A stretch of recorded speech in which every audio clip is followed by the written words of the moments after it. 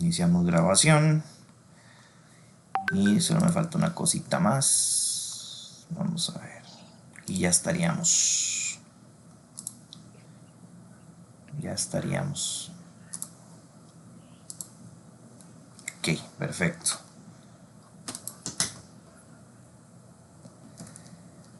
Ok, aquí me dicen que nos vemos bien. Perfecto. Vamos a ver. Perfecto, perfecto. Estamos para iniciar, Don Davis. Listo. Démosle.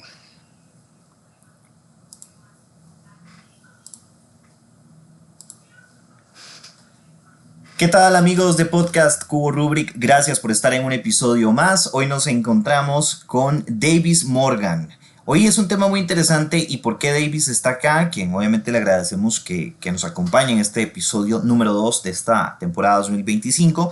Y es que, bueno, el anime es parte de la cultura y de la sociedad desde hace muchos años. Ya es algo de normal que la gente consuma anime y para muestra un botón lo tenés en todas las plataformas de streaming, lo puedes ver en redes, etcétera. Hay aplicaciones que son de las más conocidas.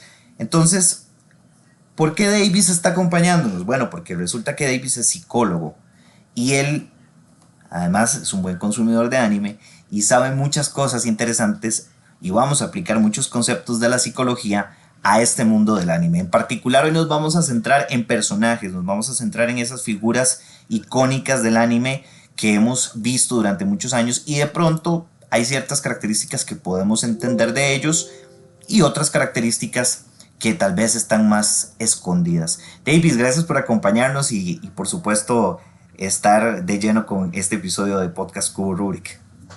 Qué honor, qué honor. De verdad muy agradecido, Pablito, por el espacio, por la oportunidad y en lo que podamos aportar, pues acá estamos, con mucho gusto.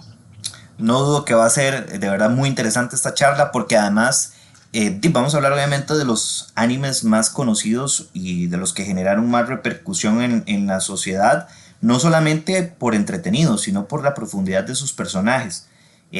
Bueno, obviamente nosotros conversamos previamente a este podcast y decidimos escoger unos personajes muy puntuales y muy icónicos.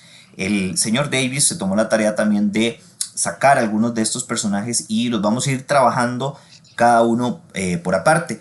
Entonces, te cedo la palabra, Davis, para que empecemos con el primer personaje que vamos a analizar en este episodio. Perfecto, Pablito. Contame una cosa. ¿A vos te gusta Death Note? Sí, señor, en efecto. ¿De dónde fue que sonó, digamos, la idea de buscar ese anime y verlo? Digamos, como para yo tener un poquito de tu historia. Sí, bueno, en mi caso el anime llega a mí ya tarde. Realmente siempre escuché sobre él, pero en su momento no le presté atención. Tal vez fue una etapa en la que yo estaba consumiendo otras cosas, de contenidos más, tal vez series, no anime, de pronto algún anime de los más populares en aquel momento, pero la gente hablaba muchísimo. Yo veía el merchandising de Death Note por todas partes y me acuerdo que a la gente le encantaba hablar sobre todo de L y de Light y yo, bueno, ¿qué será lo que tiene? Eventualmente me di la oportunidad, por lo mismo, como decir, si todo el mundo habla de esto, si es una serie realmente tan interesante como dicen, creo que debería ser como parte de mi cultura como consumidor de anime verla. Y así fue Claro. donde le di su oportunidad y me pareció muy interesante, sobre todo la parte hasta donde está L, digamos. Sí, que sería como la primera temporada, por decirlo así. La advertencia igual la hicimos, la vamos a hacer como un pequeño extracto al inicio del podcast, pero este podcast contiene spoilers, así que si estás escuchando ahorita y obviamente pues no has visto Death Note o alguna de las series que vamos a comentar, puedes adelantarlo para que puedas escuchar todo el resto del podcast o bien que si ya sabes que vamos a hablar de spoilers porque es necesario para construir a los personajes. Exactamente. Entonces, yo creo que no nos vamos a centrar mucho en la sinopsis, se lo vamos a dejar de tarea a los que nos van a estar escuchando, Ujú. para que si no han tenido la oportunidad de ver Death Note, por ejemplo, tengan la amabilidad y la calma de sentarse a analizar bien la serie, porque no es simplemente llegar a sentarse a ver un anime. Ujú. Yo creo que estas series son un poquito, van más allá de lo que es simplemente mostrar una historia. porque tenemos muchos perfiles psicológicos de por medio con cada personaje. Entonces, si nos metemos directamente al grano, vamos a hablar de Light Yagami, claramente. O sea, nuestro loquito favorito de Death Note es con el primero que vamos a arrancar. Perfecto. Entonces, eh, ¿qué características te gustan a vos de Light, Pablito? No es un personaje que me guste mucho, o sea, como persona, digamos. O sea, como, a ver, No, a sí, nadie sí, le debería gustar, digamos. exacto. Vamos a ponerlo en dos partes. ¿Sí? En la persona, que sería si lo trasladamos a la realidad, digamos. Yo, obviamente, pues no comulgo con nada de su pensamiento, pero como un personaje a nivel narrativo, lo que más me llama la atención es esta necesidad de él de demostrarse a sí mismo que es el mejor, que es el más inteligente, que nadie está por encima de lo que él razona y que además no tiene error. Digamos, su razonamiento es el verdadero, el acertado, y eso lo lleva de la mano con una capacidad pues muy asertiva para resolver las diferentes situaciones que se le van presentando, porque pese a que él tiene, digamos que la ventaja en el sentido de, digamos, de controlar algunas cosas de su entorno, sabe que se expone mucho. O sea, que su persona es muy... porque no es una persona que pasa desapercibida y eso es muy interesante. Por ejemplo, digamos, yo suelo ver que en personajes o digamos, gente en la vida real como asesinos en serie, que generalmente eran personas de bajo perfil, que nos llamaban mucho Correcto. la atención, la mayoría, ¿verdad? Y hay otros casos, pero muchos de ellos eran así, personas introspectivas, etcétera. Light Yagami no, el personaje de Light Yagami es un personaje que desea destacar incluso, ¿verdad? Socialmente hablando, no pasa desapercibido. Entonces me llama la atención cómo él maneja eso. Sí, y ahora que tocamos ese punto, estos son rasgos de una persona completamente narcisista. Y hasta inclusive podríamos hablar de un trastorno de personalidad antisocial, porque no hay, digamos, un claro detonador de cuál prevalece sobre el otro. Porque, por ejemplo, en psicología podemos inclusive dictaminar que hay dos patologías juntas en una sola persona, o inclusive Sí. varias, pero siempre se va a mantener un rango de dos, como mínimo. Entonces, para efectos de análisis, lo veo más como un narcisista Ok, y un megalómano. megalómano. Explicarnos un poco el concepto, me interesó mucho ese otro segundo concepto, digamos, porque ¿cómo te categoriza una persona como antisocial, Davis? ¿Cómo decimos? Porque si sos por ejemplo, si sos un buen estudiante, un buen deportista y sos famoso por esas cosas, ¿cómo a la vez sos antisocial si la sociedad te está dando un lugar de excelencia o predominante, digamos? En el caso de Light hay una situación de poder, ¿verdad? Y el poder viene a través del libro. Entonces ya él va a tener el criterio para decir mi moral va a estar por encima de los demás. Ok. Entonces yo por estar justificándome por mi alta moral, yo puedo romper las normas sociales que están eh, en este momento, digamos, que se están cumpliendo. Ujú. Entonces yo voy a estar completamente por encima de eso y me voy a sentir por encima de eso, porque mi ego va a estar muy por arriba. Entonces, una persona antisocial prácticamente va a engañar, va a hacer lo que quiera con lo que son las leyes.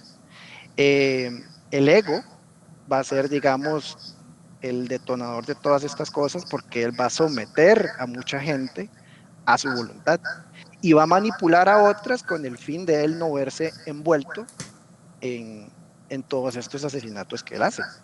Ujú. Entonces él, digamos que juega en las sombras, pero él también quiere que lo vean como una divinidad, porque él no se está dando a ver en el momento en el que ya él tiene, digamos que el poder de la libreta. Ok. Y mucho más cuando ya él, digamos, se hace pasar por él. Sí, sí, porque es importante, digamos, en el principio él está compitiendo contra alguien que definitivamente implica un reto. Es el mejor detective en esa historia. Es el mejor detective del mundo, el mejor investigador que es un ser anónimo además, y justamente cumple todas las características antagónicas al poder que puede ejercer Light, que es conocer a su víctima, Claro. y además que es una persona que sabe jugar el ajedrez que plantea Light, que es, yo lo veo mucho, no sé si te parece, en la paciencia, esa frialdad, digamos, que tiene un criminal como, porque al final Light para mí es un criminal. Sí, sí, hay que etiquetarlo como es, un asesino en masa, Ujú, realmente. No hay que darle muchas vueltas al asunto, pero sí, a través, digamos, de la serie se va viendo cómo él empieza a cambiar, eh, digamos, su parte cognitiva empieza a cambiar porque él se empieza a estresar porque ya se está viendo acorralado. ok.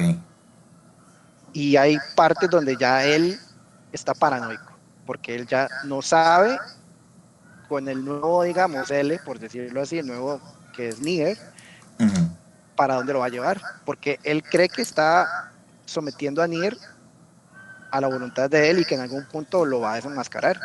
Lo que él no sabe es que él cometió errores por impulsividad que lo llevaron a tener el final que tuvo. ujú. Entonces el propio ego se encargó de que se le devolviera todo el karma que él hizo desde el día uno. Entonces, también hay como un juego de, bueno, lo decías vos en un inicio, él necesita ser el mejor, él necesita ver que él es el mejor, pero eso también lo va a conllevar a tomar riesgos y él no va a medir realmente la dimensión de, la, de la repercusión que va a tener cada acción que él toma, porque cada vez se empieza a ver más desesperado a conforme vamos llegando al final de la serie. Claro. Sí, yo me imagino que un personaje que en su vida cotidiana debe ser como este tipo de individuo que siempre sabe qué decir, siempre sabe qué hacer, en algún momento eso se vuelve una carga o una exigencia al punto en que es inevitable que pueda colapsar, digamos, su forma de operar o cometa errores, digamos, porque siempre suele suceder y le pasa, vuelvo a lo mismo, y es el análisis de los asesinos seriales, generalmente les suele ocurrir que cometen crímenes con una metodología muy específica, digamos, en algunos de los más racionales, tienen un modus operandi, pero en algún momento cometen un pequeño error, una evidencia, dejan una maleta mal puesta, cometen algo que los termina haciendo caer. Y creo que en Light como que coincide esta idea también, ¿no? Inclusive en el segundo capítulo lo vemos, cuando ya él lo reta, le golpeó el ego tremendamente. Y él inmediatamente contestó y mató al muchacho que estaba con el nombre, con las iniciales de él, al final del capítulo. Ok. Sí. Entonces, ya eso, digamos, nos da un indicador que él, digamos, en su parte maduracional no está desarrollada completamente. Él no entiende mucho de sentimientos y no es asertivo en lo absoluto. Él nada más se rige por lo que él cree que es correcto y tiene esa firme creencia de que va a tener una consecuencia positiva para él. Ok. Ahora yo tengo una duda. Si por ejemplo uno en la sociedad crece en una familia, porque también muchas veces las personas que tienden a tener este tipo de psicopatías o de formas, digamos, de disasociar del mundo normal, digamos, estándar, que es no asesinar deliberadamente, eh, muchas veces ellos crecen en entornos conflictivos, pero en el caso de Light, y como algunos otros casos en la vida real, creció con una familia normal, un papá proveedor, una mamá, o sea, tiene una estructura familiar básica en la que pues uno diría tiene todo para estar en un ambiente Ujú. bastante normal, digamos. Dentro de la norma, ajá. No podríamos Exacto, decir normal porque no hay nada normal, ni existe exacto. nada normal, pero por lo menos dentro de lo que está en el extracto social de clase media, por decirlo de alguna forma. Exacto, ¿de dónde surge en una persona entonces este tipo de comportamientos como el que tiene la Yagami? Pueden nacer, pueden ser inherentes en la persona, son estímulos ambientales, una mezcla de factores, entonces uno se queda, ¿cómo nace una persona así? ¿Cómo se construye, digamos? Hay situaciones de situaciones y hay muchos detonantes para que esto se pueda dar. Cuando ya estamos tratando con una persona que es, digamos, narcisista o antisocial, ya van a haber partes del cerebro que no van a estar, digamos, enteramente desarrolladas. Entonces ya podríamos intuir y decir que ya esto viene desde el nacimiento. Ujú.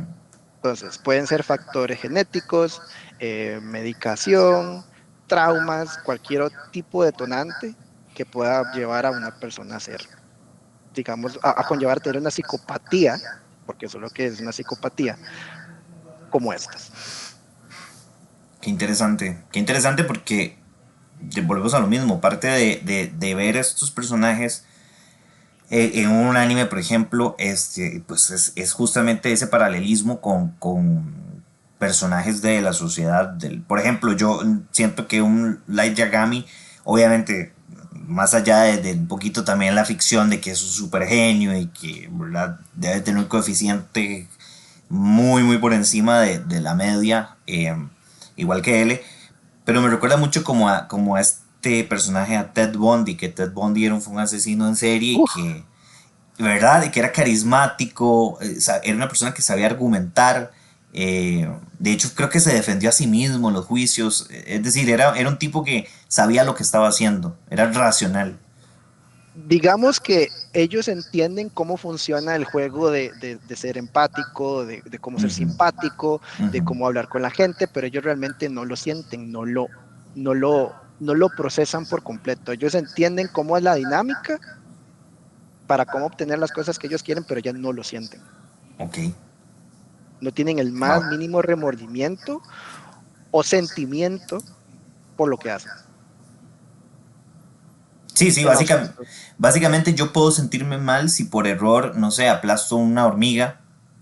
Este tipo de gente para ellos majar una hormiga o decapitar a una persona o No hay matarla, diferencia, no hay diferencia.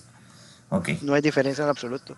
Entonces, ¿qué es lo vacilón de esto? Que vos puedes encontrar este tipo de personas como abogados, como doctores o Ok. inclusive políticos, porque este tipo de gente necesita poder, sí o sí. Sí. Entonces, se van a ver envueltos en situaciones en las que dicen, bueno, ok, ¿cómo puedo aprovechar este don que tengo? Bueno, me puedo meter a estudiar leyes. Entonces, muchos casos de muchos asesinos que andan sueltos ahorita son porque tienen un abogado que muy probablemente eh, esté tocadito a la cabeza. Ujú, ujú. Entonces, haya buscado el hueco legal para poderlo sacar de ese embrollo. O sea, Eh, podríamos decir que a Light lo que le pasa en algún momento es entonces que él ya traía esas sensaciones, ya él tenía ese comportamiento, pero como no tenía poder, no lo ejercía. Le llega el poder en forma de la Death Note. O sea, la Death Note vendría a ser, qué interesante, porque me hace analizar que entonces la Death Note vendría a ser esta fuente de poder, como lo es la política o el derecho, Ujú. en este caso, como decís, el ostentar un puesto de poder, que se ve reflejado en este caso con la Death Note, que es su fuente de poder. Exactamente. Entonces, inclusive, y uno lo ve mucho, volviendo, digamos, a la parte, ¿cómo lo podemos decir? Como a la parte normal de uno fuera del anime. Y Ujú. cuando uno está, por ejemplo, viendo estas carreras para ver quién queda presidente, el narcisismo se nota, pero a leguas con muchos candidatos. Y en Correcto. esta última elección pasó y pasó terrible y hasta el día de hoy sigue pasando. No voy a dar ejemplos, ya sabemos quién es, pero sí vamos a centrarnos en esa parte narcisa, ¿verdad? Que yo necesito sentir que yo me siento eh, por encima de los demás, que hay un sentimiento de prepotencia, porque esa es la palabra, yo voy a ser una persona prepotente en mi puesto Ujú.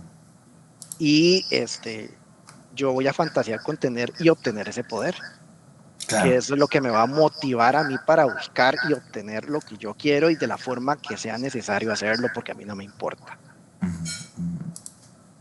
Claro, en efecto, Light Yagami, estamos ante un personaje que quiere ostentar el poder, que siente que lo merece además, y Ujú. que lo ejerce deliberadamente sin importarle los demás, totalmente apático. Exactamente, él carece de lo que es la palabra empatía. Wow, interesante. Me hace un eco muy profundo esto de la relación de poder con un personaje que ya está predispuesto a actuar de esta forma. Inclusive, si vos te acordás cuando el papá de él muere, él realmente actuó que estaba afligido. Por Ujú, dentro estaba muerto de risa. ujú, ujú. Es cierto. Entonces, ¿qué te va a decir eso sobre una persona? Ujú, ujú. No hay Correcto. escrúpulos, no hay nada. Sí, O sea, es un ser que usa todo su intelecto, toda su capacidad de razonamiento en pro de satisfacer sus placeres más egoístas y sin importarle nada de su entorno. correcto. Y Wow. él igualmente va a utilizar todos los medios que sean posibles o la gente que sea necesaria para él alcanzar su objetivo. ¿Cuánta gente no utilizó para poder cazar a él? Ujú, ¿Cuántos tuvieron que morir? ujú. Hasta que él logró obtener su identidad de una manera indirecta para él no verse afectado. Es Porque hasta un cierto, Shinigami murió por, bueno, escribir el nombre de él, porque nunca lo dio, pero sí lo escribió. es cierto. Entonces indirectamente ayudó a Kira. Y justamente como se cultiva el personaje de L se refleja mucho perdón, de Light, en su afán de controlarlo todo y de ser intocable, como él se aísla emocionalmente del resto, nunca logra crear vínculos genuinos, Nunca. emocionales, y termina muriendo solo, y al punto de que su compañero, Ryu, que es el que lo acompaña todo, que, bueno, para dar un poco un mini contexto rápido, que Ryu es este ente de la muerte, que viene de este reino donde hay muchos espíritus de la muerte, es su compañero y tampoco le interesa al final Light. Light es para él un instrumento, claro, no dice, es un monstruo, no tiene. Pero, por ejemplo, el otro personaje, el otro Shinigami que fallece por proteger al personaje femenino, o sea, sí tenían sentimientos, pero la misma forma de ser de Light hacen Ryu como también como esta relación de interés nada más, como de, usted me sirve para esto y listo. Sí, es un beneficio mutuo, pero no tiene que haber nada sentimental de por medio. Sí, porque Ryu lo mata como si nada, después de todo lo que pasaron. Ujú. Y él se lo advirtió al inicio. Ujú, Le dijo, Dependiendo de la situación, yo soy el que va a escribir su nombre en la libreta". Y dicho y exacto. hecho, así pasó. Y Light muere solo. Muere solo y muere como autoengañado, como que no termina de procesar su derrota final. El problema de Light es que él puede ser muy inteligente. Él tendrá, digamos, esa capacidad para examinar, para poner escenarios, la personalidad, todo, pero él tiene baja autoestima. Con todas las cosas que en teoría podríamos decir que son positivas, porque él técnicamente es un prodigio, él Exacto. es muy inteligente, pero el ego hace que se nos baje completamente la autoestima, porque el ego es el que prácticamente va a gobernar el cerebro y el ego va a trabajar en función de lo que a él le interesa, sacrificando de nuestra parte emocional. Ok. Que eso igual hay una similitud con otro personaje que vamos a ver más adelante, pero el ego en muchas cosas nos puede salvar, pero en otras es como el 80% de las ocasiones que nos va a tirar al suelo. Ok. Y eso fue lo que prácticamente mató a Light, porque el mismo ego lo llevó a tomar decisiones eh, un poco, muy, bueno, muy arriesgadas, porque no vamos a tapar el sol con un dedo, y esas decisiones por ego lo llevaron a la muerte. Exacto. Yo siempre dije, eso fue como decías, el karma. Y el que a hierro mata, a hierro muere. Así que murió como vivió. En algún momento se le iba a devolver y no duró mucho la justicia en caer. Sí. Interesante. Bueno, ahí un poquito de historia, obviamente da para más, pero tenemos más personajes, ahí un poquito sobre Light Yagami. Me quedo mucho con la parte y que lo vean quienes escuchan este podcast, en las relaciones de poder, vean a quién tienen a la par. Muchas veces uno tiene amigos, tiene jefes, tiene familiares que están ejerciendo estos roles egoístas de poder y como uno no es así, digamos, no se da cuenta. No se da cuenta que está a la par de una persona la que básicamente vos sos un instrumento para esa persona. Bueno, una relación de pareja, ¿verdad? Y se da mucho en relaciones de pareja, Uh -huh, uh -huh. que es lo más común e inclusive en sesión se ve mucho.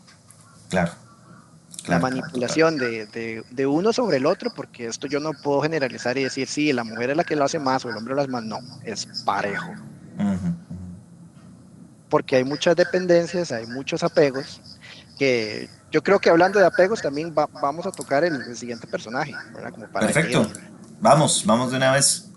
Bueno, ¿qué te suena Hunter x Hunter? Bueno, Hunter x Hunter para mí, para muchos, es básicamente, si no el mejor, uno de los tres mejores shonen que se ha creado por Yoshihiro Togashi. Eh, pues una historia muy interesante. Él es el creador también de otro éxito más noventero, ochentero, noventero, Yu Yu Hakusho. Yu Yu Hakusho, correcto. Pero él hace Hunter x Hunter porque cuando hizo Yu Yu Hakusho tenía mucha presión de la editorial. La editorial estaba encima de él para que terminara, diera un final, hiciera ciertas cosas como por cumplir el contrato, etc. Entonces, cuando él hizo Hunter x Hunter, él dijo, yo voy a hacer esto a mi forma, voy a tomar todas las decisiones que me dé la gana y voy a crear mi propia narrativa. Entonces, la libertad narrativa que tiene Hunter x Hunter como un shonen es muy, muy rica. Entonces lo vuelve un anime que puede ser muy sencillo en inicio y cuando te das cuenta estás viendo interacciones y estás viendo elementos tan profundos, desde lo psicológico hasta lo narrativo, ¿verdad? Entonces, para mí Hunter x Hunter y es uno de mis shonen favoritos, lo he visto como 4 veces, así que sí me siento un terreno un Pero la has poquito visto un más, poquito, nada más. unas cuantas veces, sí, a lo largo de mi vida. Entonces me siento en un terreno muy fértil aquí para hablar de Hunter x Hunter. No, súper bien, súper bien. Yo lo descubrí un poquito tarde. De hecho ya estaba como emisión de la segunda temporada, me parece, cuando ya empiezan a ver este asunto con las arañas. Eh, sí, ya iban como por el segundo arco de las arañas y ya estaba en emisión. Y solamente agarré, digamos, este último remake, porque de los 90 no lo pude ver. De hecho, no lo he encontrado completo en ninguna parte, porque sí sé que hay muchas cosas que cambian de esta versión del 2011 a la de los 90. Sí, en efecto. Es, Porque, adelante, decime. no, te decía que lo que cambia mucho es como a nivel narrativo en algunas cosas que pasaron, pero no tanto, sino más bien a nivel estético.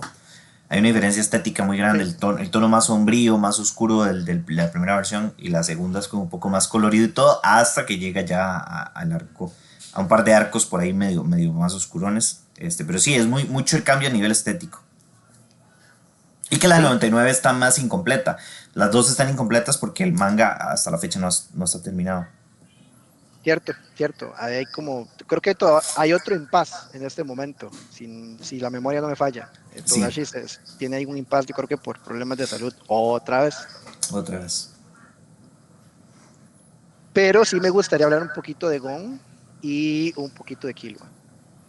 Sí, Gon y Killua, que son este binomio protagonista, digamos. Ni siquiera antagonista Killua, porque al final creo que son. Killua viene a ser como un casi coprotagonista. Es que eso es por eso te digo, es muy rico este tipo de narrativa porque no cumple con los estándares de un personaje protagónico rodeado de amigos o de compañeros de viaje, sino que Ujú. los 4 personajes en su momento van teniendo focos. Sobre todo, Gon y Killua, obviamente la historia parte de Gon en su búsqueda por encontrar a su padre, que es un cazador en este mundo, ¿verdad? De los Hunters. Y Killua, que más bien es un sujeto que nace en una familia muy prestigiosa de asesinos, que asesinan por negocio, no por placer, eh, y que básicamente es el heredero de esa familia, de esa dinastía, y él no quiere abrazar eso. Está Sí, como. Entonces es muy curioso porque vienen de mundos muy contrastantes. Uno que no tiene un rumbo fijo, que en este caso es Gon, que se da la búsqueda de su padre, esa es su meta, y Killua que está huyendo de lo que le corresponde, que es convertirse en un asesino profesional y heredar el rango del jefe del clan, porque además es un prodigio. Sí, de hecho es el elegido a ser el próximo, digamos, asesino principal de la familia, Ujú. después del papá. Exacto. Entonces, la relación que hay entre ellos es bastante interesante porque ahí empezamos a tocar esto a la parte de los apegos. Ok. Porque digamos que si hablamos inicialmente de Gon, Gon es más extrovertido, Ujú. es muy determinado, eh, creativo, porque en muchas ocasiones, en muchas situaciones, ha tenido que usar muchos recursos que ha tenido a la mano para poder salir de problemas. Me acuerdo cuando eh, estaban en los exámenes para cazador, que él prácticamente le robó el pin con el número a Hisoka Ujú. usando la caña de pescar, Ujú. porque de otra forma él no tenía ni la fuerza ni el nivel para poderlo enfrentar. Pero eso también lo conlleva a tomar muchos riesgos. Él no mide realmente bien lo que son los riesgos. Sí, es Entonces, imprudente. es muy imprudente. Ujú. Por otro lado, es muy leal. Ujú.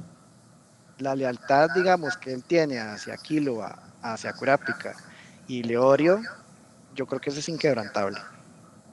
Ujú. Aunque a él no le importe exponerse por salvarlo realmente. Entonces, inclusive, bueno, es más extrovertido hasta para el lado femenino, porque Ujú. Killua es más Ujú. reservado en la parte emocional por el tipo de crianza que él tuvo. Exacto. Exacto. Entonces, si hablamos de la relación de ellos dos, hay dos tipos de apego, que está el apego positivo y el apego al negativo. El positivo siempre va a ir con lo que son relaciones saludables. Si esta persona a mí me ayuda a crecer, Ujú. me hace sentirme contento, me hace sentirme tranquilo, tengo la confianza de hablar lo que yo quiera con esa persona, esa es una relación que a mí en lo personal me sirve y me sirve montones, Claro. porque eso es lo que a uno le llena el alma y uno quiere personas así en su vida. Entonces Gon viene a ser como ese equilibrio para lo que es Killua, que es la parte contraria, porque Killua es más calculador, él está criado desde pequeño a ser un asesino, fue mutilado, fue entrenado a las formas más rigurosas que uno se pueda imaginar. Entonces eso prácticamente mella la parte emocional de una persona, porque vas a quedar frío y calculador y sin sentimientos. Exacto. Mira, ¿a quién se parecerá? Yo creo que se parece como a L. De pronto. Ujú. En ciertos rasgos tiene como esa parte, pero él en lo que ya empieza a crecer en la serie y empieza a evolucionar el personaje, él ve que tener sentimientos no tiene nada de malo, que le cuesta expresarse, sí, pero él tal vez con acciones demuestra más de lo que tal vez él puede decir en palabras, Ujú. porque el bueno, decime. No, no, te quería decir que me parece que justamente es muy, muy paradójico cómo ellos eh, tienen estas características inversas, pero que parten de un mismo punto. Como vos decís, hay una cuestión familiar muy profunda en ambos. En el caso de Gon, una ausencia paterna, digamos, y Materna y materna, paterna. ajá, aunque él dice que su tía es su mamá, siempre va a haber un quiebre ahí de que porque no tengo a mis papás, porque mis papás no me quisieron, no quisieron estar conmigo.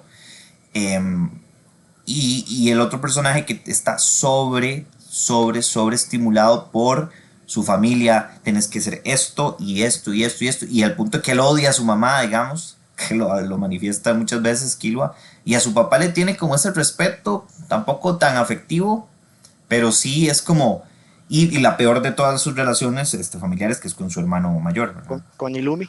Con Illumi Soldic, que es como el que se encarga de guiar a Killua, que es un manipulador, que Illumi anda por ese perfil como tipo light, de Ese es otro manipulador, narcisista completo. narcisista, que cree que su hermano no puede vivir sin él, que depende de él, y que si, sin él su hermano no es nada. Sí, exacto. Entonces, ese tipo de relación lo que va a llevar es que vos vas a aprender a tener un apego que es completamente negativo. Ujú, Entonces vas a estar evitando situaciones donde te vas a ver comprometido emocionalmente y te vas a dedicar a lo que te enseñaron a hacer, que es ujú. matar. Exacto. Entonces Gon viene a hacer ese contrapeso para que Killua empiece a despertar, digamos, su verdadero ser, perdón, el self, porque ahí se me fue la palabrilla pegada, y realmente entender que él realmente no quiere ser un asesino. Él quiere buscar su rumbo, él quiere entender quién es Killua. Exacto. Y Gon le da ese regalo que es digamos, la parte asertiva, preocuparse por alguien más. Pero a la vez, esto genera una dependencia Ujú, en Killua, porque él no se ve, digamos, ni tranquilo ni completo si no está Gon a la par de él. ujú, ujú. Entonces, si vos no lo analizas un poquito, ves que Killua es como más depresivo, Ah, sí, es, sin duda. es de baja autoestima Ujú, ujú. y necesita ese contrapeso emocional para por lo menos él mantenerse un poquito estable. Entonces, cuando entramos al arco de las hormigas quimera, vemos bueno, no puedo decir que es tanto ego, pero vemos esa preocupación tremenda que tiene Killua por Gon, porque Gon ya está perdiendo su esencia por sed de venganza. Ujú, ujú. Sí, yo lo que pienso es que realmente se ve este foco del apego, me parece súper interesante lo que aportas en ese sentido, que es como el tópico grande de su relación, ese apego, desapego, la obsesión, por ejemplo, la obsesión de Gon con encontrar a su papá y arrastra, de alguna forma va arrastrando a Killua.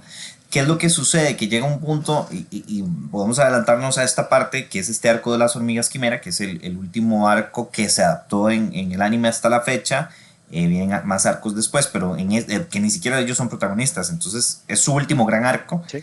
Eh, Vemos entonces cómo empieza a resquebrajarse, cuáles son los elementos que resquebrajan esta relación de codependencia, que es qué pasa cuando quien es el que da la luz, la persona que es la positiva, la que da esperanza, se quiebra y llega a su punto más bajo en el que se rompe completamente y se deconstruye. Porque a veces vemos a alguien muy feliz y que es muy alegre y muy contagioso, pero al final todos tenemos claros y oscuros. Ujú, claramente. Y hasta inclusive las depresiones se pueden enmascarar en una sonrisa. Ujú, ujú. Entonces, podrás ver a la persona más positiva y más contenta del mundo, pero muy probablemente por dentro está deshecha. Exacto. Por Y de eso hecho, yo le... Adelante. no, y que por eso Gon tiene este apego con la figura paterna. No, no es con el. Es que es difícil de explicar. El apego de Gon no es con un papá, un señor, Juancito, del tal lugar. No, el apego de él es con la figura de un La padre. figura. Ajá, es un ente, es una idea, un concepto que tiene Gon de lo que es un padre. Entonces, esa es su obsesión. ¿Qué pasa? El quiebre de Gon es cuando su maestro, Kaito, es atrapado y digamos, en ese momento, la palabra no es asesinado, pero digamos que en ese punto sí. Digamos que el supuesto es que está asesinado o está en un trastorno que lo deja totalmente irreconocible. Entonces, Gon llena ese concepto de padre con la figura de Kaito, que es su mentor, digamos, viene siendo su Ujú. maestro. Y ahí es donde él se quiebra, porque es como perdí a mi papá, perdí lo más cercano que tengo a mi papá, que es este tipo. Y se quiebra por completo. Que en la versión del 2011 no queda muy bien explicado eso, casualmente. Eso sí lo pude notar, Ujú. porque uno ve la serie y uno dice, bueno, se acaban de conocer y le salvó la vida a Gon, sí, pero y hasta ahí pasó. O sea, no entendemos por qué se lo toma tan personal. Pero cuando uno, digamos, ve la versión de los noventas Ujú. y el manga, uno entiende que hubo una relación previa Ujú. entre Gon y Kaito, porque Kaito lo había salvado a él de pequeño, Ujú. creo que era como un oso, me parece, Un oso zorro. un, o- Obviamente es un mundo de ficción. un oso zorro, y él lo salva, entonces ya hay una relación previa y es lo más cercano que él tiene a una figura paterna. Entonces ya eso da pie a uno entender en el futuro por qué él tiene tanta ira y tanta desesperación por quererlo salvar. Claro. Sí, sí, hay definitivamente un apego, nuevamente un apego emocional a la figura de Kaito, como él es lo más cerca que tengo a mi papá, porque además Kaito es discípulo del papá de Gon, él le cuenta historias sobre su papá, etcétera. Entonces Gon tiene esta ilusión de que él es el vehículo para llegar a mi papá, él fue el que me dio estas herramientas de pequeño, me protegió, etcétera. Entonces, cuando Gon llega y se quiebra, que es la decepción tremenda, además él se siente culpable, por mi culpa pasó lo que pasó. Sí. Entonces perdemos esa figura llena de luz, llena de positivismo. ¿Y qué pasa con Killua? Killua viene trabajando poco a poco sus sentimientos, el desapego de su hermano, ese apego tortuoso, que es casi obligado, digamos, a depender de su hermano por miedo.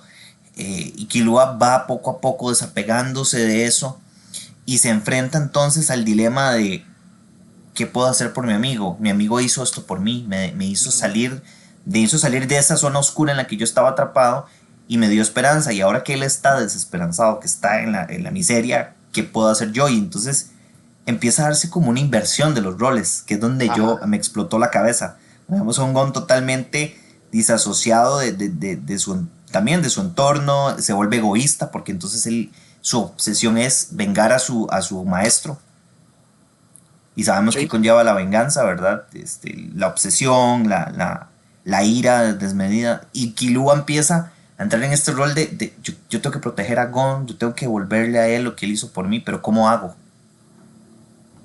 Y entra en desesperación también porque él no sabe cómo ayudarlo. Y bueno, es más, don Ramón, el Chaval 8 era un sabio, porque ¿qué era lo que decía él? La venganza nunca es buena. Uh-huh. ¿Y qué le pasó a Gon? Sí, la venga. Él renunció prácticamente a su voluntad de vivir Uh-huh. por poder. Por poder. Exacto. Que de nuevo, vamos con estos paralelismos de la sociedad, de lo que puede pasar de una persona que con tal de vengarse de alguien, bueno, que es otro tópico universal, ahí tenemos el Conde de Montecristo, perdón, que por excelencia tópico del destino nefasto de la venganza, que la venganza al final lleva a la autodestrucción. Y es lo que a Gon le está pasando en ese momento. El personaje de Gon empieza a irse por este sendero de la venganza, de la ira, y se empieza a todo destruir. Y Killua, que justamente era un ser oscuro, profundo, que le costaba mucho expresarse, llega a un punto donde su desesperación es la impotencia Sí. frente a no poder ayudar a su amigo que tanto quiere. Y es muy loco ver como un asesino, hijo de una familia de asesinos que está acostumbrado a matar desde que tiene memoria, desea salvar a su mejor amigo. Y un niño que creció en un ambiente lindo, una isla, jugando, corriendo, está obsesionado con la venganza que implica asesinar a alguien. Que ya estamos hablando de otras cosas que ya son como un poquito más fuertes, pero prácticamente la moralidad y los valores se esfumaron, porque no hay otra palabra, se esfumaron. Él se hundió en la ira, la cólera y la desesperación. Mi pregunta es, ¿nuestro valor, nuestros valores, nuestras ideas o nuestra moral es susceptible a un shock muy fuerte en la vida, a un Sí. golpe muy fuerte en la vida? O sea, podemos de un momento a otro pensar que todo eso por lo que creíamos correcto no importe más. Podemos llegar a ese punto porque nosotros tenemos un cerebro que es por decirlo así, el cerebro animal. Y el cerebro animal se va a controlar por relaciones, bueno, o emociones muy básicas. O me enojo, o corro, o estoy contento, o tengo hambre, que eso es como lo más básico que tenemos todos eh, en el reino animal. Uh-huh. Y en un momento de shock, de que es una situación muy de vida o muerte, o alguien que es muy amado por nosotros, muy cercano, se ve una situación así, nosotros vamos a correr todo ese tipo de valores y ideas que ya tenemos ya preconcebidas por salvar al otro o tomar represalia.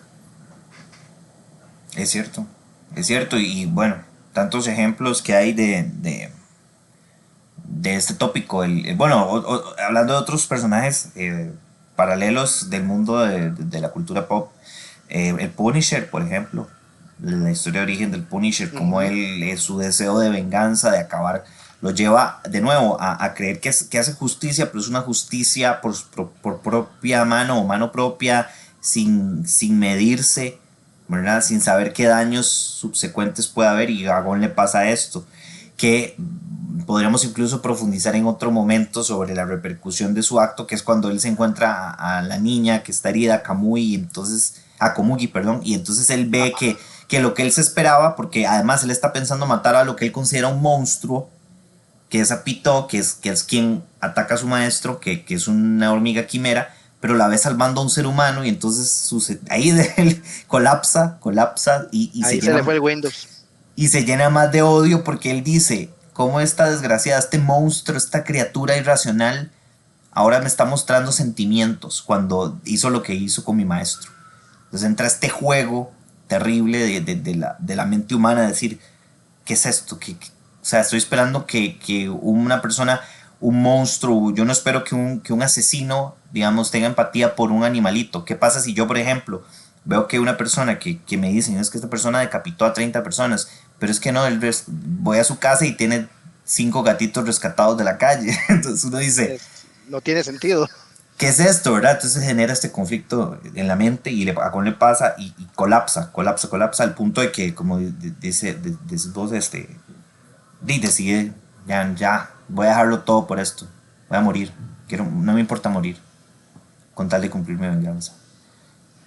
Sí, entonces la relación de ellos dos es muy interesante, realmente, porque sí Sí. hay mucha lealtad, hay mucha amistad, pero hay mucho apego que a la larga tampoco es sano.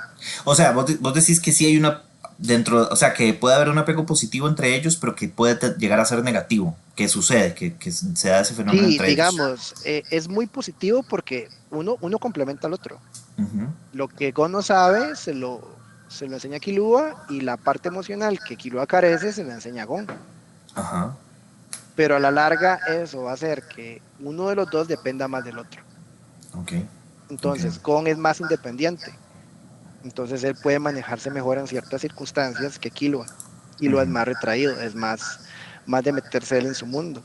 Y él no se va a ujú. sentir cómodo ni seguro si no tiene ese soporte que es Gon.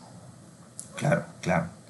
Sí, sí, es una relación muy interesante, y tanto así que el último arco básicamente se trata del amor de amigos, de la fraternidad, cuando Ikilua va a hacer, y además que es un arco muy lindo porque también él se redime con su hermana o hermano Aluka.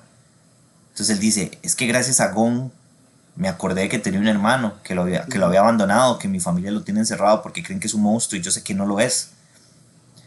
Que es un arco, tal vez un arco que a mucha gente no le gusta o le pierde interés, porque no es un arco climático como el de las hormigas, pero es muy, muy bonito, es muy tierno. Además, ver esta faceta Sí, de Killua después de verlo tan cruel, tan sanguinario al inicio, porque de nuevo, viene de una familia de asesinos, él sabe matar a sangre fría, eh, no como algo personal, vendría siendo.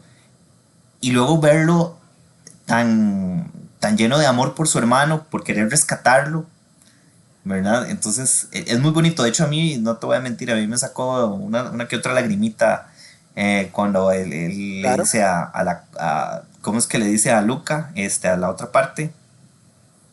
¿Cuál? Cuando Sí, a la criatura, digamos, que es la que cumple los deseos, que está que se, dentro de su hermana. que se disculpa cuando la Nanuka, intentó Nánica. Nánica. Que Nánica es como algo, es Ajá, como es un indefinido. es un indefinido. Pero lo bonito de ahí es que ellos ven a Nánica como un monstruo, pero Killua no. Para él, tanto Aluka como Nánica son sus hermanos.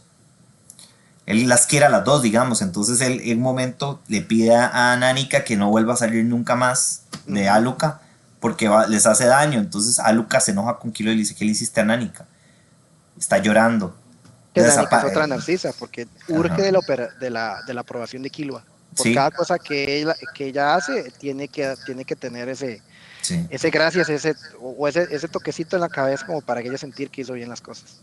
Y es que es el único que la quiere, pobrecita. A mí me da una ternura ese personaje cuando Killua llora y le pide perdón. Ay, no.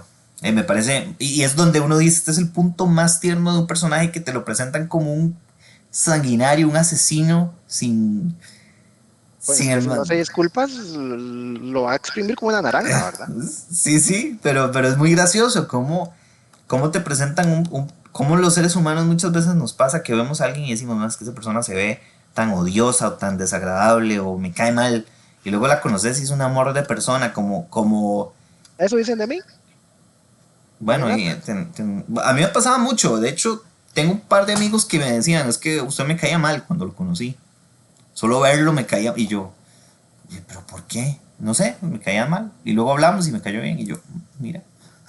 Sí, O no, sea, me lo han dicho, bueno, montones de veces, y yo soy la persona más accesible y normal, que a veces, no sé, el gesto me diga otra cosa, porque tampoco voy a mentir, hay cosas que yo desapruebo realmente con solo el gesto, pero yo soy muy accesible, o sea, soy muy, como lo decimos en inglés, muy easygoing. ujú, ujú. Entonces, es cuestión de que me conversen y me van a conocer, y si les caigo mal, bueno, pues qué pena, pero así soy, no voy a cambiar por alguien más, ¿cierto? Sí, sí, no, al final es muy interesante los juicios de valor que hacemos y cómo una persona puede cambiar con el tiempo, nos puede cambiar la perspectiva, como alguien que durante años fue compañero de trabajo y le decíamos que esa persona, su actitud no me gusta o tal, etcétera, y luego después de conocerla bien y decís: es que eso es un amor de persona, o sea, no entiendo cómo yo pensaba esto de tu persona y ahora me doy cuenta que sos una persona bella. Entonces, a veces hay mucho en complejidad en cada uno de nosotros y lo que reflejamos hacia el exterior y lo que realmente somos por dentro. Así como hay gente súper cautivadora, que son personas bien nefastas por dentro o narcisistas y que, como ya vimos en Light, son manipuladoras socialmente o saben cómo moverse en este entorno. Y nunca lo vas a ver venir y no te vas a dar cuenta. Exacto. Que Ujú. esas son de las que hay que más tenerle cuidado en la calle. Ah, sí, sin duda alguna. Mi- Bien, por el tiempo que llevamos, Ujú. creo que nos da para un personaje más. Creo que deberíamos hacer una segunda parte. Te quiero invitar formalmente a hacer una segunda parte y analizar otros tres personajes más, si te parece. Ok,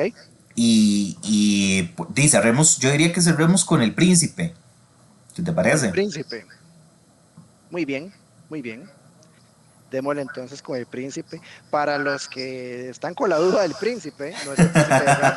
No, no, no vamos a entrar por ahí. No es ningún No es- príncipe, ningún heredero, no es el de la corona inglesa.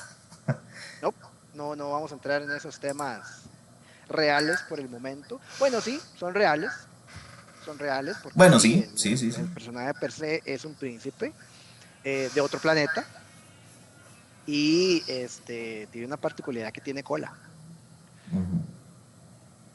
Entonces, Con una cola y cola emocional también, cola de traumas. ah, eso, bueno, podríamos hacer un libro de eso, o sea, un 20 minutos, una hora, no nos alcanza. Pero sí, claramente estamos hablando del príncipe Vegeta, nada más y nada menos. Dragon Ball. Sí, bueno, Dragon Ball Z que prácticamente no necesita ni siquiera introducción. Pero bueno, básicamente el shonen por excelencia, la creación de Akira Toriyama, la más representativa a nivel occidental. eh, es una franquicia, pareciera sempiterna, porque de a la fecha no ha dejado de salir material nuevo, ya pese a que Akira ha fallecido. Y bueno, pues Vegeta se convirtió, yo diría que pasó de ser antagonista a protagonista, pero de una forma exponencial, De antihéroe a héroe pasó. totalmente. Porque, ¿qué es lo que pasa con Vegeta? Vegeta es la viva representación del complejo de ego. ¿Ok? Entonces, ¿qué quiero decir con ego? Que es una percepción muy exagerada de mi yo, Ujú. donde yo me voy a sentir superior y voy a tener mi identidad muy inflada. Entonces yo voy a ser pero así, la coca del desierto. Ujú, ujú. Entonces, usualmente, si lo vemos tal vez desde una parte muy freudiana, muy clásica, el yo más bien es como el yin como está en medio del yin y el yang, Ok. porque está, digamos, el yo, el ello y el super yo. Ujú, Y entonces ahí tiene que haber un balance entre todas ellas. Vegeta se sale de ese chart, pero por mucho. ¿Por qué? Porque él tiene un exceso de autoestima. ujú, Pero a su vez tiene exceso, pero en el momento en el que él ya se ve comprometido, baja completamente a no tener nada de autoestima. Porque ¿qué es lo que pasa? Digamos, lo que usualmente pasa con Vegeta, llega como el que yo vengo a salvar todo, todos tranquilos, yo voy a pelear con todos y adivine qué pasa. Lo cuajan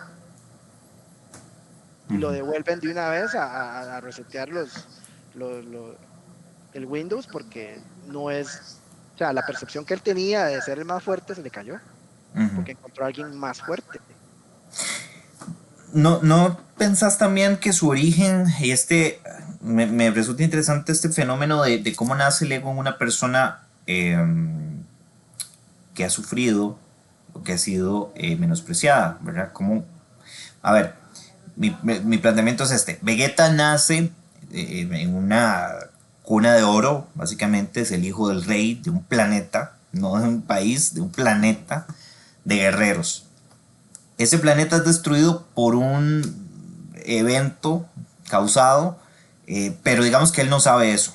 Pero aún No, así tiene que servirle a Freezer, que pues sigue siendo un ente superior a él en todo sentido, y él es un sirviente, ¿verdad? De este señor. Pero ¿qué pasa? Él también tiene sus lacayos, es como una cadena. ujú, Entonces, él ejerce su rol de yo soy el más fuerte de mi raza. En ese momento Vegeta era el más fuerte de toda su raza, de los pocos supervivientes que quedaban, con el legado de ser un príncipe, pero de una raza que prácticamente está extinta y él mantiene su título de noble, de príncipe.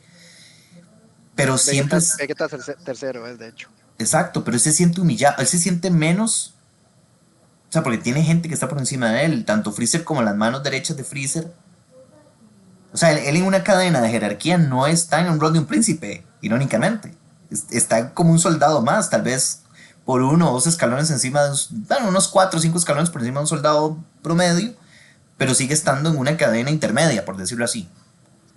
Sí, pero eso, digamos, se da mucho porque él lo condicionaron a eso. Ujú. Usted es el príncipe, usted es esto, usted es lo otro, usted es el siguiente en sucesión a su papá. Usted Ok, tiene que entrenarse para ser el próximo rey de los Saiyajin. exacto. Entonces él ya está condicionado. Por eso él lo usa, digamos, como defensa ante las críticas, porque él no toma bien las críticas. Exacto. Pero ¿y no crees que le pasa esto que le pasa a cierta gente? Que, a ver, no sé, voy a poner un ejemplo un poco tal vez fuera espero que no muy lejos del concepto. Pero por ejemplo, si a él dentro de su cadena de jerarquía tiene superiores que lo tratan mal o lo humillan porque, es que usted es el príncipe de una raza que quedan tres maes, de tres personas, que básicamente en ese momento era así, Ujú. es, ok, cuando él llega a tener el rol de dominio, de poder, que en este caso es por la fuerza, quien es más fuerte, con Goku, a Goku lo primero que él hace es tratarlo de un soldado de clase baja y ustedes son inferiores, son criaturas, ¿verdad? Que no merecen ni la pena de que yo combata contra ustedes. Él está como replicando lo que le hacen a él. ¿Sí me explico? Sí, quiero decir, Sí, como cuando a vos en tu casa te tratan mal y vos vas a la escuela y ves al chiquito, más pequeñito, más flaquito, y lo quieres humillar como para sentirte te vas a bien. convertir en el bully. ¿Verdad? Es como, yo siento que hay como un poco de eso al principio. Estamos hablando de las primeras etapas del personaje. Sí, sí, pero ya, digamos, de nuevo, por el condicionamiento que él ya lleva, ya le enseñaron que todos están por debajo de él. Que sí tiene que trabajar en equipo, que tiene que acatar las directrices de sus superiores, pero él por dentro sabe muy bien quién es y lo que representa para su raza. Entonces ya a vos te van a condicionar y te van a decir, vos sos el príncipe ahorita, vos sos realeza. Si lo pasamos tal vez a un ámbito más personal, hablando de esto, digamos, del ego y todas estas cosas, que era lo que muchos nos decían pequeñitos. Usted es hombre, usted no llora. Ujú, Se cayó, levántese. Los hombres no lloran. ¿Por qué? ¿A razón de qué? ujú, Si realmente lo que yo tengo que hacer es expresar lo que yo estoy sintiendo en el momento. A Vegeta nunca le enseñaron eso. Entonces, todo lo que él sabe es prácticamente es ejercer dominio y poder cuando él puede y quiere y extremar la fuerza. ujú. De hecho, bueno, la primera humillación que se lleva Vegeta a nivel narrativo es cuando pierde no con Goku, porque pierde contra todos, en realidad, y es casi un empate. Pero digamos que él podía haber perdido, podía haber muerto, y le perdonan la vida. Ahí ya es una patada al ego. Primer Sí, golpe al ego fuerte, fuerte, de que le perdonaron la vida a criaturas inferiores a lo que él creía, ¿verdad? Eh, Luego va, se recupera, pero entonces luego él ya tiene, él dice, yo no puedo seguir en este rol intermedio, yo necesito ser lo que merezco ser. Entonces, ¿cuál es la misión de Vegeta? Reunir las esferas de Namekusei para ser inmortal y poder matar a Freezer. O sea, él quiere el puesto de Freezer, quiere el puesto del poder más alto, sí, ¿cierto? Pero en el camino, como él sabe que él no está, o sea, no puede hacerlo solo, trata, pero se da cuenta que no puede. Y es cuando termina recurriendo a esos seres inferiores. Por eso es muy gracioso. Es como, yo casi siento que es como una ley del ego, diría yo, no sé cómo llamarla, que entre más ego vos tengas o más crees que no dependes de nadie, terminas dependiendo más de la gente que no querés depender. es una dosis de humildad. ¿Verdad? Entonces él recibe este golpe de decir, no puedo hacer esto solo, tengo que aliarme porque el enemigo de mi enemigo es mi amigo. Sí, Y pasó de tener, porque al final el conflicto en realidad entre él con la Tierra no es personal, es por un objetivo, con Freezer es personal. Y se vuelve personal a un nivel, ya en todo el sentido de la palabra, cuando le revelan que Freezer fue el que destruyó el planeta y mató a su papá. ajá, que Sabón fue que le contó ese secretito que se tenían por ahí. Y algo que me encanta de Toriyama es como narrativamente te da esa noticia de impacto, pero no, Vegeta no reacciona en el momento. No sé si te acuerdas, o sea, él se queda así como, Sí, no me importa, o sea, ¿qué me importa? Al final yo soy superior a todos los seres, porque más el ego volvió ahí. ahí vuelve el ego, ¿verdad? Como no me vas a hacer sentirme mal por Es esa un sistema de noticia. defensa. Eso Acordémonos que es es, eso. Es eso una es. defensa, es una coraza. Entonces yo Exacto. me voy a esconder en el ego para decir, bueno, ok, lo destruyó, pero yo soy más fuerte y te estoy ganando. Ujú. Yo estoy por encima de vos.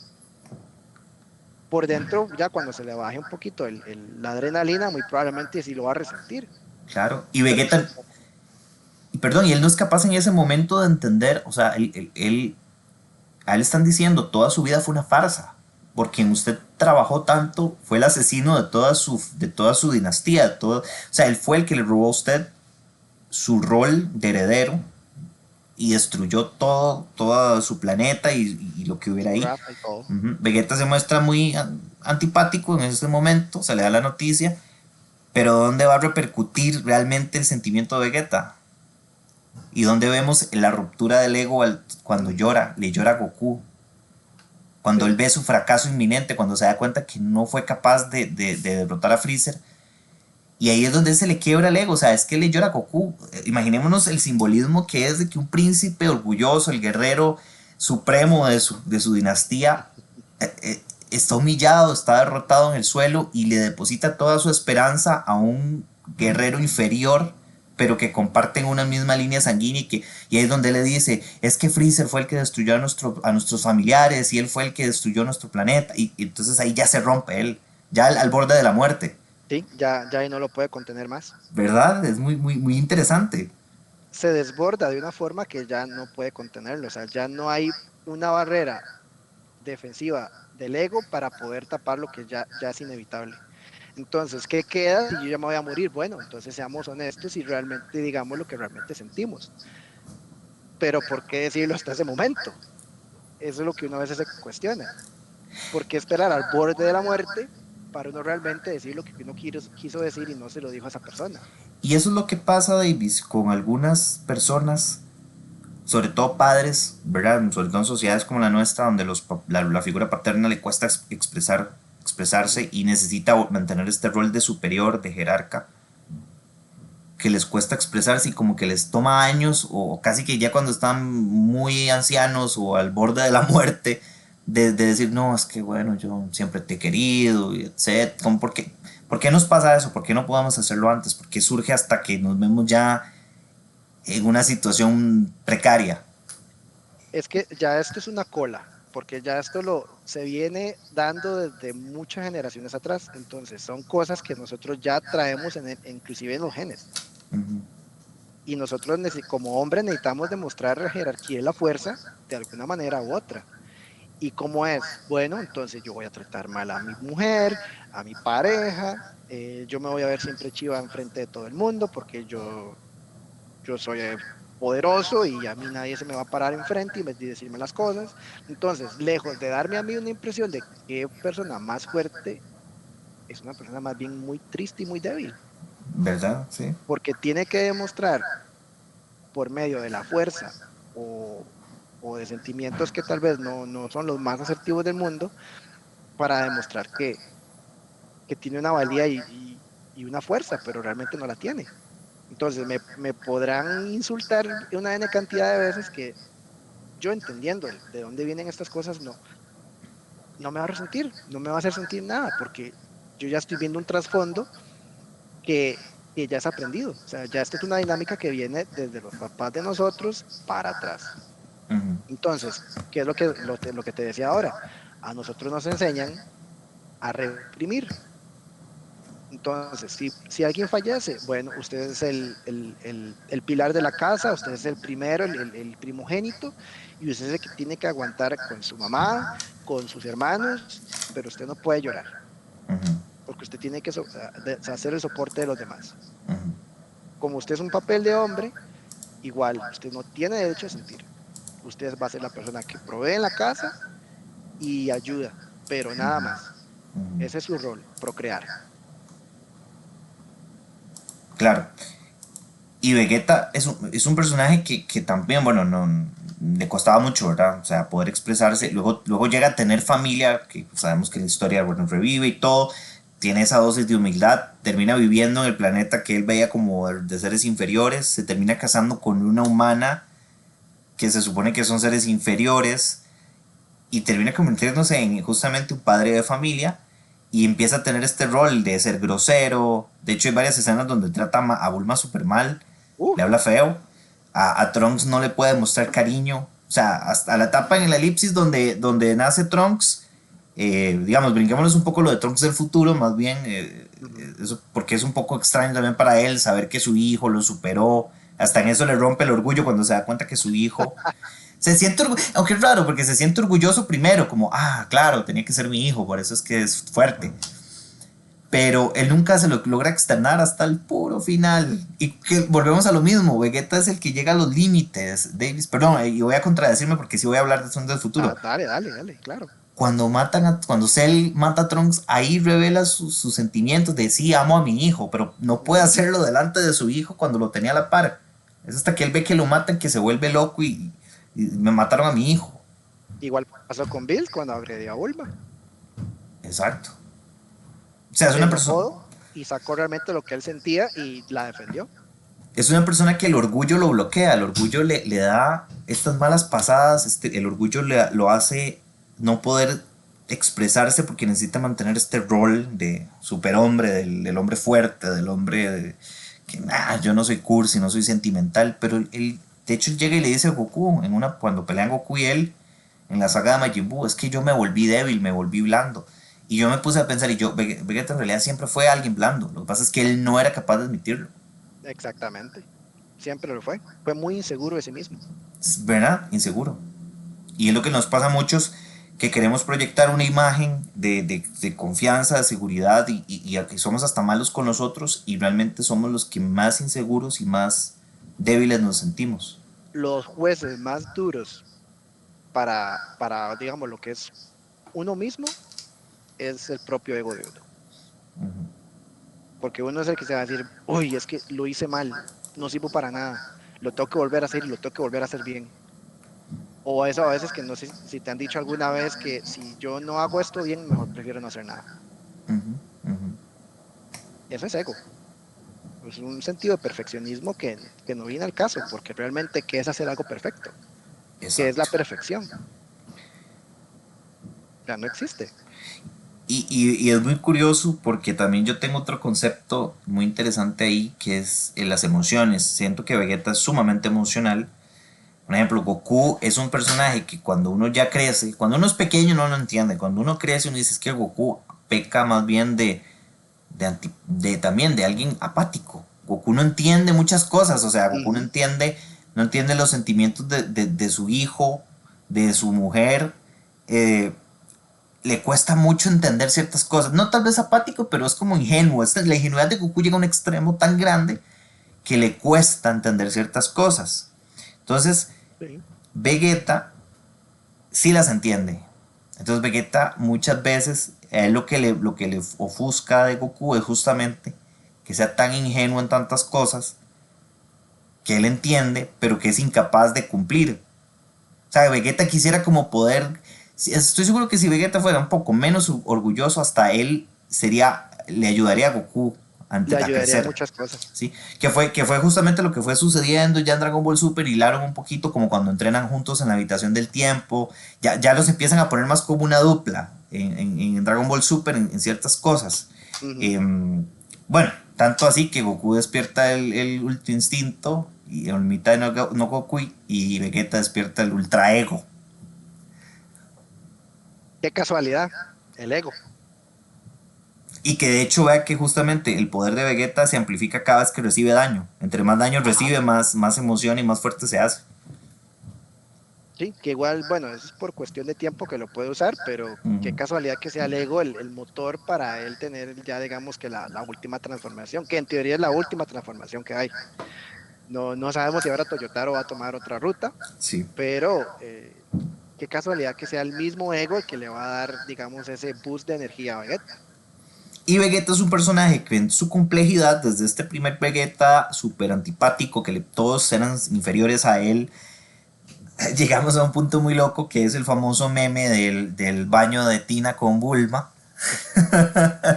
Que el Bulma lo amenaza y le dice que si no hace, no me acuerdo bien la escena, pero que si no cumple lo que tiene que hacer, ya no se va a volver a bañar con él. Y Vegeta se queda así como, ay Ah, no, tengo me, que. cor- Ni siquiera se avergüenza, el Carebarro ya está en su punto en el que dice, ay no, ¿cómo me va a dejar sin eso? me corta los alimentos. No, no, no, no, no, no hagamos eso, no hagamos eso. Pero para llegar de ese Vegeta, digamos, de ese Vegeta vacilón, o el Vegeta que baila, o el Vegeta que no toques a mi Bulma, pasaron un montón de cosas y es lo que vuelve el personaje tan humano a la vez, que un extraterrestre sea tan humano y que sea Sí, tan empático con nosotros, porque muchas veces nos sentimos así, muchas veces el orgullo hemos tenido orgullo y nos ha tocado tragarnos ese orgullo, ¿verdad? Y agachar la cabeza y seguir. sí, sí, ya lo vemos en un contexto más personal y social, hay que aprender a saber cuáles batallas se pueden llevar y cuáles no. Correcto. ¿Y Porque yo cuáles te se, puedo tener, sí, decime, perdón. perdón, no que te interrumpiera, y cuáles se pueden pelear solo y cuáles necesito ayuda? Ujú. Hay que ser un poquito más diplomático para realmente llegar a donde uno quiere llegar, sin ser light, ¿verdad? Claramente. Pero sí, sí hay que ser, digamos, un agente de cambio, porque yo sé que, digamos, yo no puedo por fuerza hacer cambios ni exigirle a la gente que haga cosas por mí, Ujú, sino yo realmente yo necesito construir vínculos y que esos vínculos sean genuinos y que a través de esos vínculos todos nos ayudemos, que eso sería como lo ideal para vivir en comunidad. ujú. Que claramente, bueno, en estos personajes en algunos no se da, pero en el escenario ideal, eso es lo que nosotros buscamos, que el ego no trabaje en función del mismo y que no nos gobierne, sino que nosotros más bien utilicemos ese ego a favor y no dejar que el ego trabaje a tiempo completo en el cerebro, porque si no, nos vamos a llenar de problemas, nos vamos a deprimir, se nos va a bajar las defensas, nos vamos a enfermar Ujú, y ahí es cuando vienen las enfermedades, la depresión, el estrés y los voy a tener que ver en terapia. ujú, ujú. Bueno, que Vegeta era el candidato para ir a terapia, ¿verdad? Sería un buen Uf, perfil, un buen bueno, perfil. todos los que vimos hoy son, Bueno, pero sí, sí, sí. clientes, pero así de frecuentes. Bueno, aunque yo creo que Light Yagami, de todos ellos, creo que es el que, porque es que todos tienen un lado bueno, en realidad el único realmente ser que yo digo, este es el muchacho hay que tenerlo en aislamientos a Light Yagami. Amarrado y bajo tierra hay que tenerlo. Sí, sí, es que ya el personaje de Light sí llega a la psicopatía, ya a un nivel extremo. Lo que pasa es que, de nuevo, al estar siempre en roles digamos, de poder, pues, eso es lo que yo digo de la sociedad, es que el loco en la calle sin plata es un loco. El loco con poder, el loco con plata es un excéntrico. Ujú. Es que eso es lo que me encanta de la sociedad, cómo etiquetamos las cosas en función del contexto y de ciertas cualidades, ¿verdad? Porque no es lo mismo ser un asesino en serie, digamos, como, bueno, en el mismo caso de Dahmer, ¿verdad? Que era muy visceral, muy grotesco, digamos, a un Ted Bundy que sigue siendo terrible, pero era un tipo carismático, tenía sus fans, o un Charles Manson que tenía una secta, Uf, seguidores, el carisma, digamos. Eso da para otro tema. Es que yo con Davis, yo con vos puedo hablar muchas cosas a partir de un ejemplo de cómo repercute en nuestra sociedad, pero creo que con estos personajes hemos podido dar una pincelada de varias características desde psicopatías o desde el rol del ego, el poder, el narcisismo, pasando por los apegos hasta llegar al orgullo, que puede ser a veces necesario. Debemos tener orgullo porque sentirse sí, orgullosos no... un poquito no Ajá. cae mal. Exacto, porque tampoco nos vamos a sentir inferiores al resto, pero también tener cuidado porque nos puede llevar a en algún momento tocar fondo y tragar tierra y darse cuenta que no siempre podemos estar arriba. Pero de verdad te agradezco un montón esta charla, creo que ha sido súper interesante y se nos extendió un poquito por lo mismo. Agradecerte y quiero dejar las puertas súper abiertas para más charlas de estas, creo que van a generar mucha repercusión porque es otra forma de ver fenómenos como el anime, en este caso. Sí, claro, claro. Y como te decía al inicio, súper agradecido por el espacio. Realmente lo disfruté. Hay mucho que valorar, mucho que reflexionar. Ujú. Sí, me gustaría terminar tal vez dando esa pequeña recomendación a la gente que lo va a escuchar en algún punto, que ojalá se puedan leer este libro cortito del Caballero de la Armadura Oxidada. Ok. No sé si tú has tenido la oportunidad de leerlo. Lo he escuchado, pero no lo he leído. O sea, he oído hablar sobre él. Es un libro muy pequeñito, pero tiene mucha canita. Y esto, digamos, nos va a ayudar mucho a ver el ego y las partes emocionales que a nosotros nos cuesta sacar, de Ok. cómo ir rompiendo esa armadura para ir realmente reconstruyendo y entendiendo quién soy yo. Ujú, ujú. Entonces eso, digamos, para todo este tipo de cosas que vimos hoy, leer ese librito que es muy pequeño eh, puede dar la luz a muchas otras cosas positivas en la vida de todos. Perfecto, muchísimas gracias por esa recomendación, Davis. Agradecerte nuevamente y por favor danos tus redes sociales, también para que la gente que de pronto además quiera consultar sobre alguna de las cuestiones que hablamos y para sí mismo, obviamente Davis es terapeuta certificado, aquí no trajimos a ningún gurú de esos que se No, no. esos empíricos. Davis tiene estudios que los respaldan, así que ahí también para que puedan contactarte. Sí, me pueden buscar por Instagram como Davis Morgan. Sí, voy a crear ya mis perfiles como psicólogo per se. Entonces, yo creo que Perfecto. para la próxima ya les voy a tener ahí todas las redes listas. Pero si fuera el caso que necesitan algún tipo de asesoría o consulta, pues como Davis Morgan en Instagram o Facebook me pueden contactar.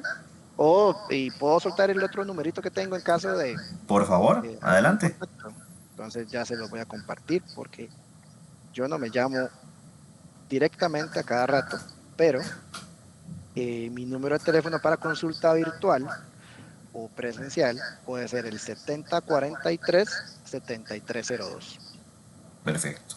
Lo vamos a repetir nada más última vez, 7043-7302. Sí, esto bueno, para consultas locales aquí en Costa Rica, yo debo decir que como mi fe es que este podcast tenga un alcance internacional, de pronto también escriban en sus redes si nos están escuchando de otro país y les interesó lo que Davis tiene por compartir, él puede hacer también sesiones virtuales, entonces esa es la magia ahora de poder conectarnos desde cualquier parte del mundo en tiempo real. Entonces bueno, también para extender esa invitación y también para que nos den feedback si quieren comentar y obviamente todos esos comentarios nos ayudan a hacer crecer este podcast. No somos como Vegeta, sí vamos a aceptar la retroalimentación. Por No nos favor. vamos a enojar. Exacto. Muchísimas gracias, Davis, y espero tenerte pronto en este podcast otra vez. Con todo gusto, a la orden. Gracias por escucharnos. Esto fue el segundo episodio de la temporada 2025, podcast Cubo Rubrik. Gracias y que tengan muy buen día, muy buena noche, donde sea que nos estén escuchando. No se pierdan más episodios. Perfecto, ahí está. Ya no está.